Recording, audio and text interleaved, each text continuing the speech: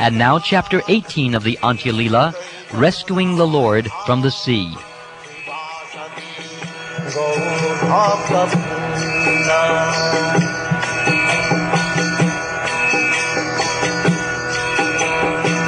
Shri Krishna Chaitanya Prabhu Nityananda Shri Advaita Gadadhar Shivasati Gaur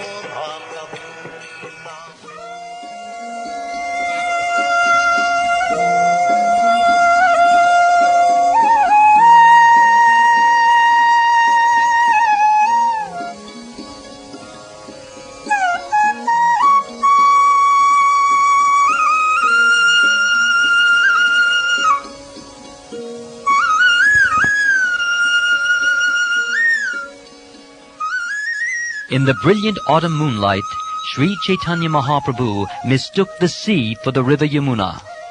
Greatly afflicted by separation from Krishna, he ran and dove into the sea and remained unconscious in the water the entire night.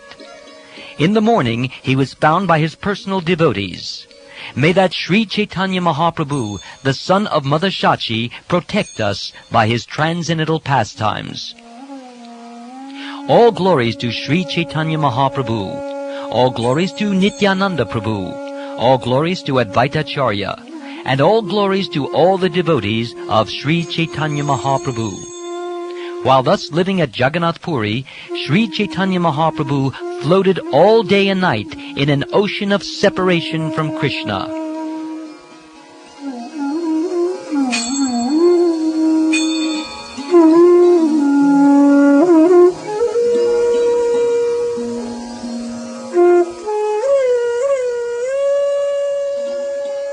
During a night of the autumn season, when a full moon brightened everything, Sri Chaitanya Mahaprabhu wandered all night long with his devotees. He walked from garden to garden, seeing the pastimes of Lord Krishna, and hearing and reciting songs and verses concerning the Ras Leela.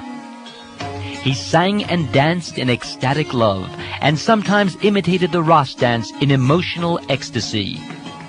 He sometimes ran here and there in the madness of ecstasy, and sometimes fell and rolled on the ground. Sometimes he became completely unconscious. When he heard Svarup Damodar recite a verse concerning the Ras Leela, or he himself recited one, he would personally explain it as he had previously done. In this way, he explained the meaning of all the verses concerning the Ras Leela. Sometimes he would be very sad, and sometimes very happy.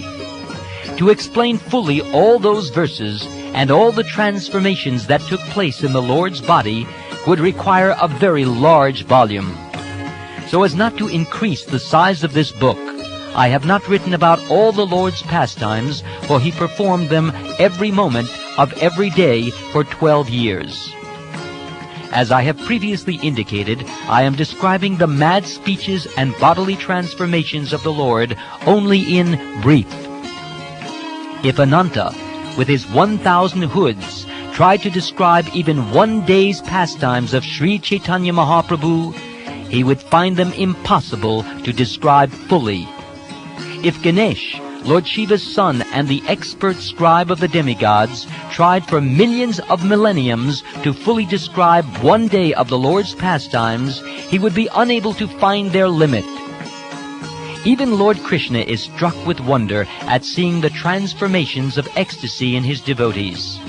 If Krishna himself cannot estimate the limits of such emotions, how could others? Krishna himself cannot fully understand the conditions, the mode of progress, the happiness and unhappiness, and the moods of ecstatic love of his devotees. He therefore accepts the role of a devotee to taste these emotions fully.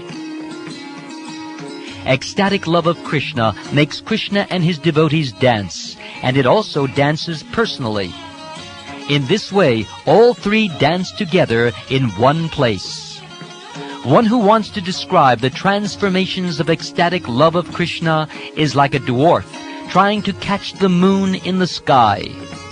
As the wind can carry away but a drop of the water of the ocean, a living entity can touch only a particle of the ocean of love of Krishna.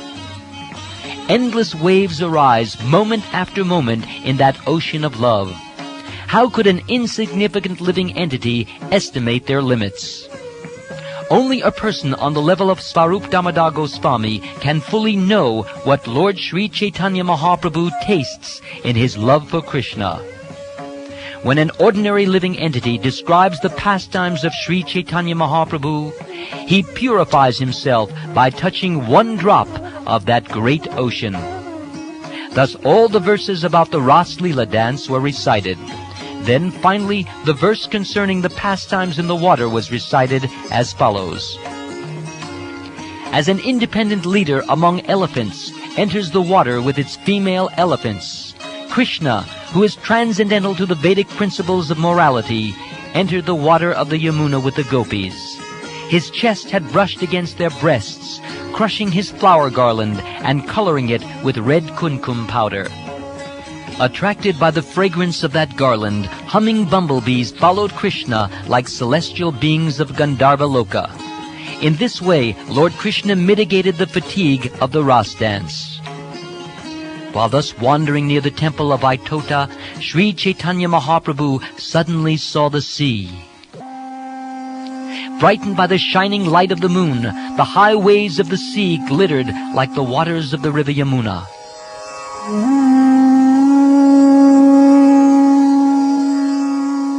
Mistaking the sea for the Yamuna, the Lord ran swiftly and jumped into the water, unseen by the others. Falling into the sea, he lost consciousness and could not understand where he was. Sometimes he sank beneath the waves, and sometimes he floated above them. The waves carried him here and there like a piece of dry wood. Who can understand this dramatic performance by Sri Chaitanya Mahaprabhu?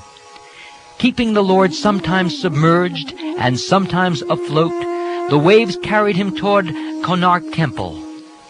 Lord Krishna performed pastimes with the gopis in the waters of the Yamuna, and Sri Chaitanya Mahaprabhu fully merged in those pastimes.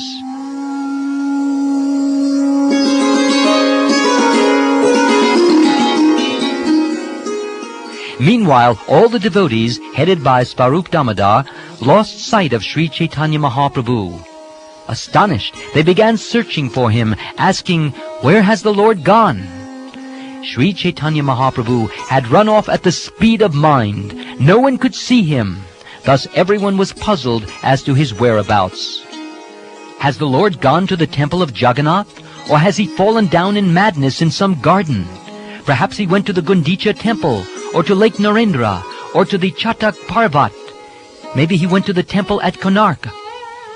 Talking like this, the devotees wandered here and there, looking for the Lord. Finally, they came to the shore, accompanied by many others. While they were searching for the Lord, the night ended, and thus they all decided, Lord Sri Chaitanya Mahaprabhu has now disappeared. In separation from the Lord, everyone felt as though he had lost his very life. They concluded that there must have been some mishap. They could not think of anything else. A relative or intimate friend is always fearful of some injury to his beloved. When they arrived at the seashore, they conferred among themselves.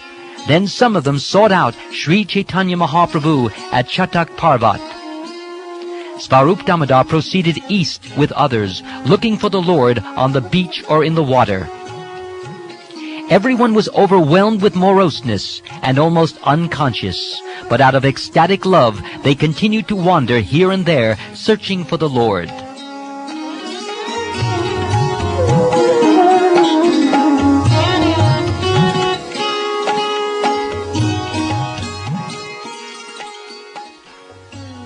Passing along the beach, they saw a fisherman approaching with his net over his shoulder.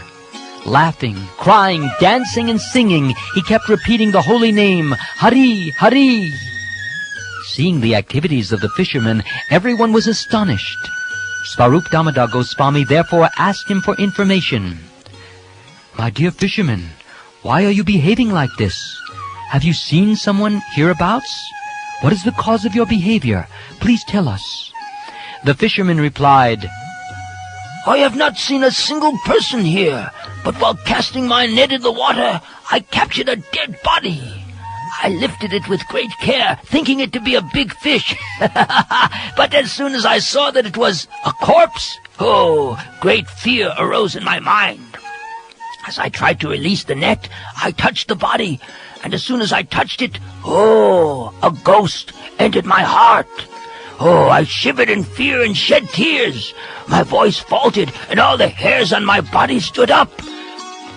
I do not know whether it was the ghost of a dead Brahmin or an ordinary man, but as soon as one looks upon it, it enters his body. The body of this ghost is very long, 5 to 7 cubits. Each of its arms and legs is as much as 3 cubits long. Its joints are all separated beneath the skin, which is completely slack. No one could see it and remain alive in his body. The ghost, yes, that ghost has taken the form of a corpse, but he keeps his eyes open. Sometimes he utters the sound, gong, gong, gong, and sometimes he remains unconscious. I have seen that ghost directly, and he is haunting me. But if I die, who will take care of my wife and children? The ghost is certainly very difficult to talk about, but I'm going to find an exorcist and ask him if he can release me from it. I wander alone at night, killing fish in solitary places, but because I remember the hymn to Lord Nrsinga, ghosts, they do not touch me. But this ghost, he overcomes me with redoubled strength when I chant the Nrsinga mantra. When I even see the form of this ghost, great fear arises in my mind. Do not go near there. I forbid you, because if you go, that ghost will catch you all.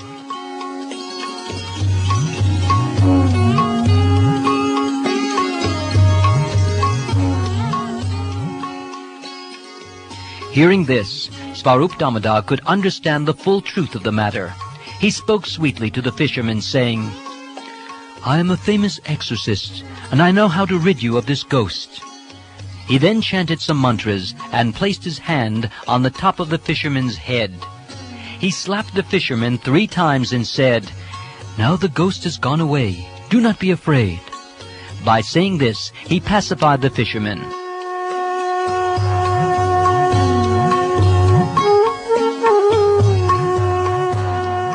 The fisherman was affected by ecstatic love, and he was also fearful. He had thus become doubly agitated. Now that his fear had subsided, however, he had become somewhat normal. Svarup Damodar said to the fisherman, My dear sir, the person whom you are thinking a ghost is not actually a ghost, but the Supreme Personality of Godhead, Sri Krishna Chaitanya Mahaprabhu. Because of ecstatic love, the Lord fell into the sea, and you have caught him in your net and rescued him. Simply touching him has awakened your dormant love of Krishna. But because you thought him a ghost, you are very much afraid of him. Now that your fear is gone and your mind is peaceful, please show me where he is. The fisherman replied, I have seen the Lord many times, but this is not he. This body is very deformed. The Lord's body becomes transformed in his love of God. Sometimes the joints of his bones separate, and his body becomes very elongated. Hearing this, the fisherman was very happy. He brought all the devotees with him and showed them the body of Sri Chaitanya Mahaprabhu.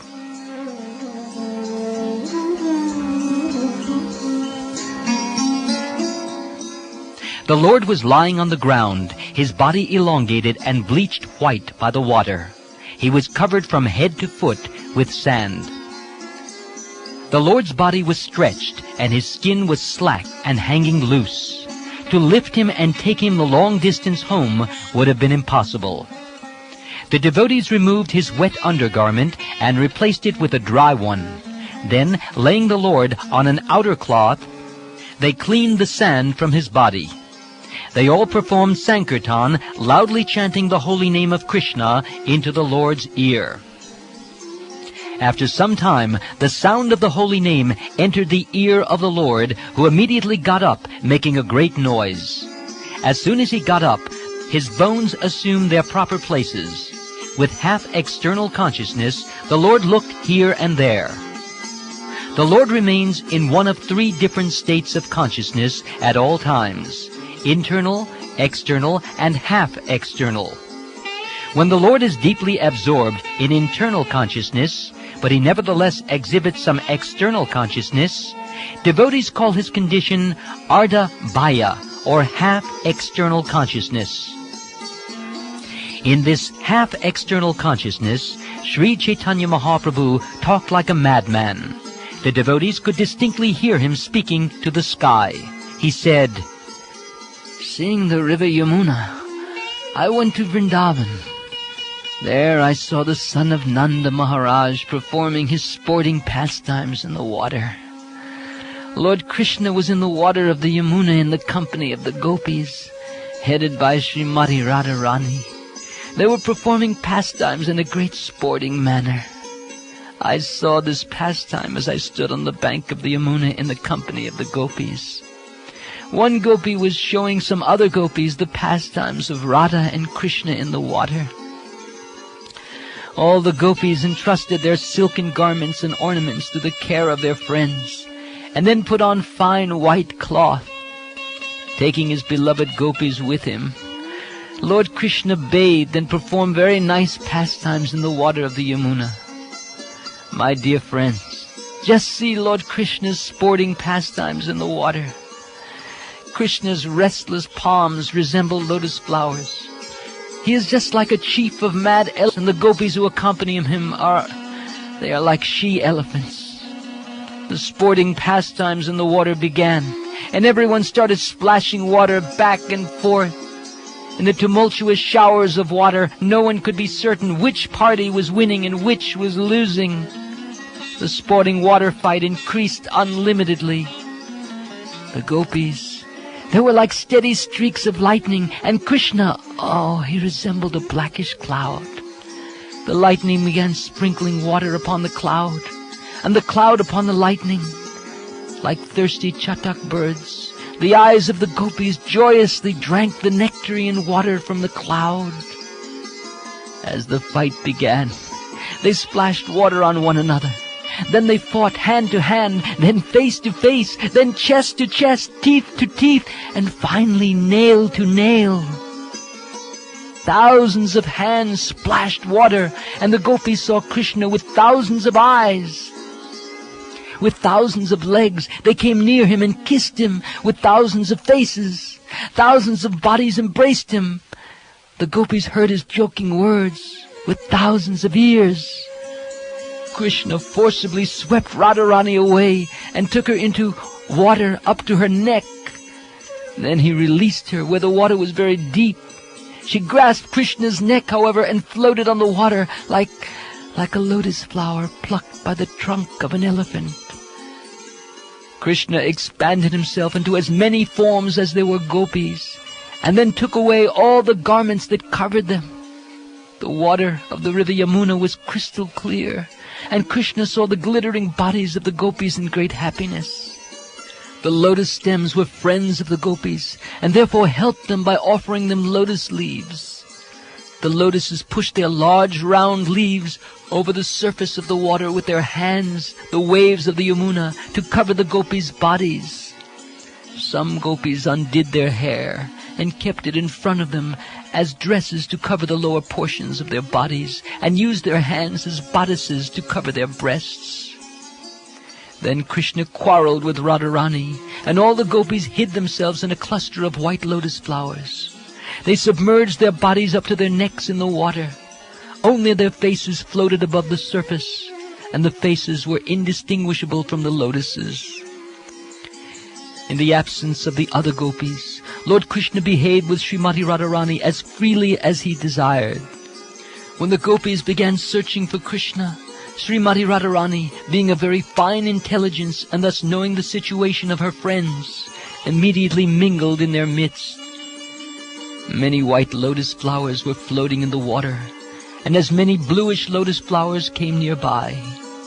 As they came close together, the white and blue lotuses collided and began fighting with one another. The gopis on the bank of the Yamuna watched with great amusement. When the raised breasts of the gopis, which resembled the globe-like bodies of Chakravarka birds, emerged from the water in separate couples, the bluish lotuses of Krishna's hands rose to cover them.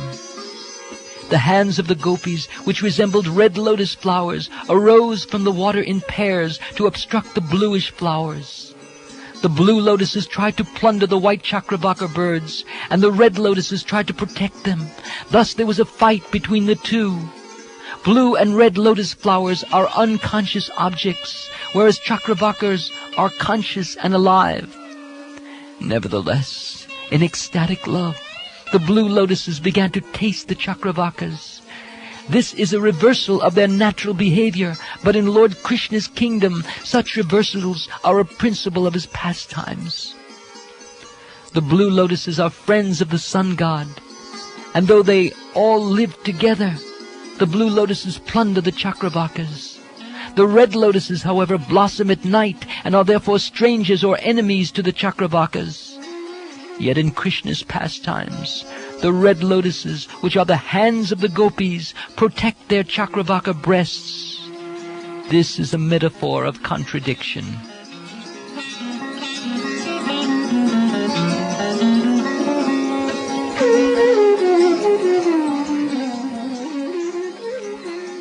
Sri Chaitanya Mahaprabhu continued.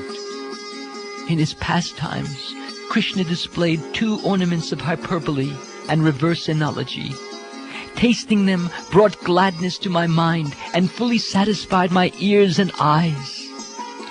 After performing such wonderful pastimes, Lord Krishna got up on the shore of the Yamuna river, taking with him all his beloved gopis. Then the gopis on the river bank rendered service by massaging Krishna and the other gopis with scented oil and smearing paste of amalaki fruit on their bodies. Then they all bathed again, and after putting on dry clothing, they went to a small jeweled house, where the Gopi Vrinda arranged to dress them in forest clothing by decorating them with fragrant flowers, green leaves, and all kinds of other ornaments. In Vrindavan, the trees and creepers are wonderful because throughout the entire year they produce all kinds of fruits and flowers. The gopis and maidservants in the bowers of Vrindavan pick these fruits and flowers and bring them before Radha and Krishna. The gopis peeled all the fruits and placed them together on large plates on a platform in the jeweled cottage. They arranged the fruit in orderly rows for eating, and in front of it they made a place to sit. Among the fruits there were many varieties of coconut and mango, bananas, berries, jackfruits, dates, tangerines, oranges, blackberries, santaras, grapes, almonds, and all kinds of dried fruit. There were cantaloupes, chirikas, palm fruits, keshuras, water fruits, lotus fruits, bale, pilu, pomegranate, and many others. Some of them are variously known in different places, but in Vrindavan they are always available in so many thousands of varieties that no one can fully describe them. At home, Srimati Radharani had made various types of sweetmeats from milk and sugar, such as Ganga Jal, Amritikeli, Piyusa Granti, Karpurakeli, Sarapuri, Amriti, Padmachini, and Kandakshira Sara Vriksha. She had then brought them all for Krishna. When Krishna saw the very nice arrangement of food, he happily sat down and had a forest picnic. Then after Srimati Radharani and her gopi friends partook of the remnants, Radha and Krishna lay down together in the jeweled house. Some of the gopis fanned Radha and Krishna, others massaged their feet, and some fed them betel leaves to chew. When Radha and Krishna fell asleep, all the other gopis also lay down. When I saw this, my mind was very happy. Suddenly, all of you created a great tumult and picked me up and brought me back here. Where now is the river Yamuna? Where is Vrindavan? Where are Krishna and the gopis? You have broken my happy dream.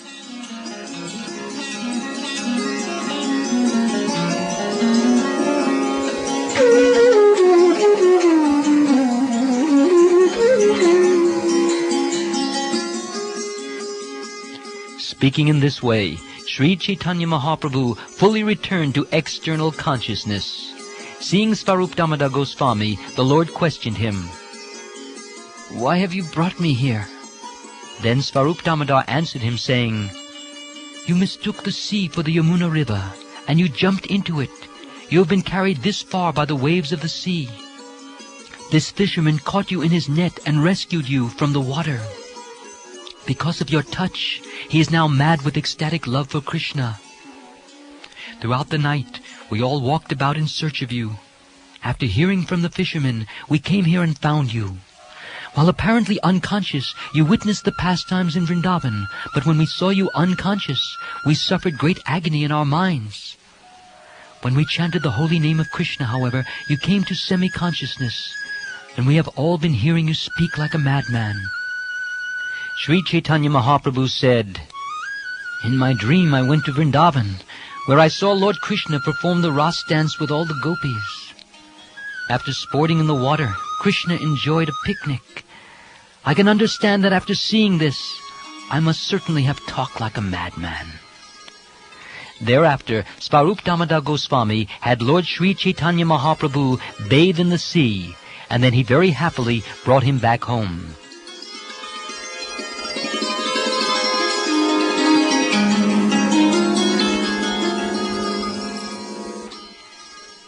Thus I have described the incident of Lord Sri Chaitanya Mahaprabhu's falling into the ocean. Anyone who listens to this pastime will certainly attain shelter at the lotus feet of Sri Chaitanya Mahaprabhu. Praying at the lotus feet of Sri Rupa and Sri Raghunath, always desiring their mercy, I, Krishnadas, narrate Sri Chaitanya Charitamrita following in their footsteps.